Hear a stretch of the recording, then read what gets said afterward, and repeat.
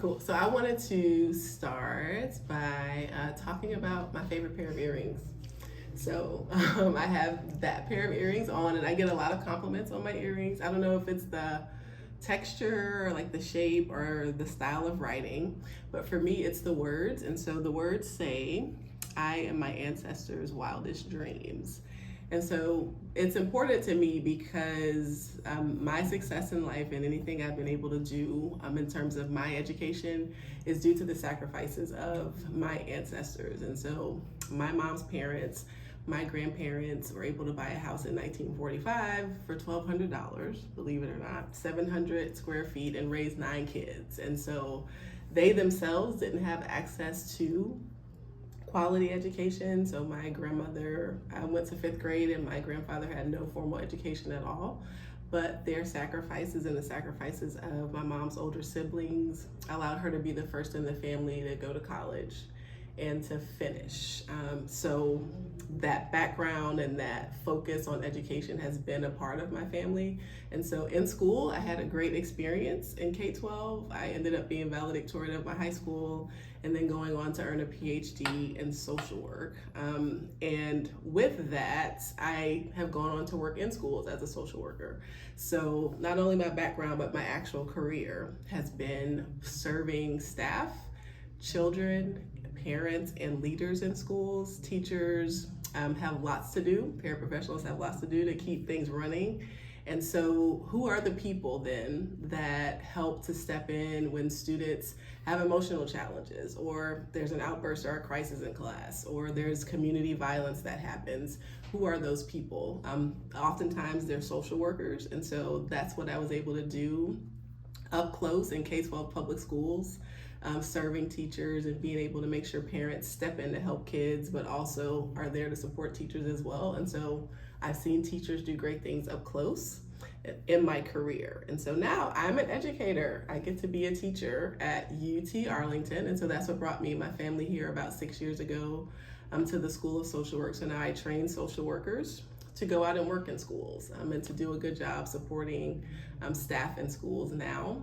I also partner with special education professors so that we can train special ed teachers and social workers to better serve students with disabilities in schools. And so at all levels, this work is, and my background is helping me to fully appreciate the work that teachers do. And so of course, when I had my own kids, naturally, I was going to be a person that loved on kids.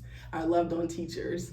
And so I have a 6th grader who is at Donna Shepherd, my son, and then my daughter's in 4th grade at Irma Nash. And so they're both in the 2A dual language program, learning from great teachers, not just Spanish, but the cultural elements as well. My husband's a former teacher, so he was a middle school history teacher, and he was a teacher at the school I was a social worker at.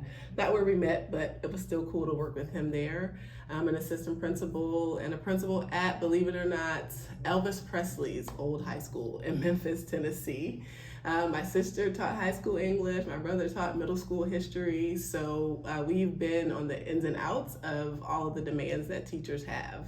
And so as a board member, I say all of those things because I have lots of varied perspectives on what the role is of teachers. And so the vision I have is that teachers would have the investment from the district that shows how much they're valued, that they have the respect that they're due, that they're paid what they are owed because they pour into our most precious resources as kids.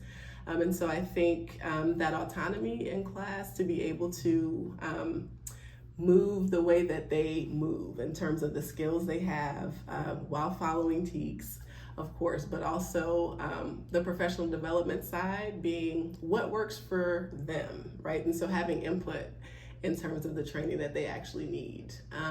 Additionally, I think an investment can also be in the culture of the district. So making sure that when teachers show up, they feel like they belong and that they're able to be their full authentic selves in class.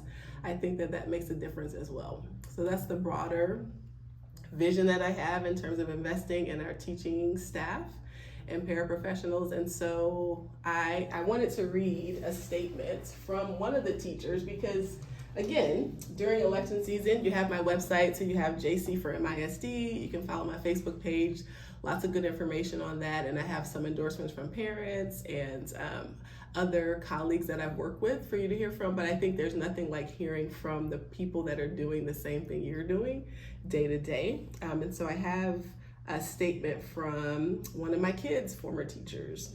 And so I think it speaks to just the willingness that I have as a parent now and as a volunteer to support our teachers, and what I would try to bring to the board as well. So it says, Dr. Crutchfield is the first parent in my 18 years as a teacher to ask me, what can I do for you? How can I support you in the classroom? That parent conference made me want to cry. She's been an active participant in her children's education and our community since she enrolled her kiddos in the district's dual language program.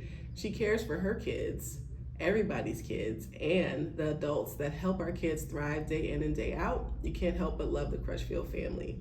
And so I read that because, again, I am a parent, a volunteer that tries to support all the good work that happens in classrooms.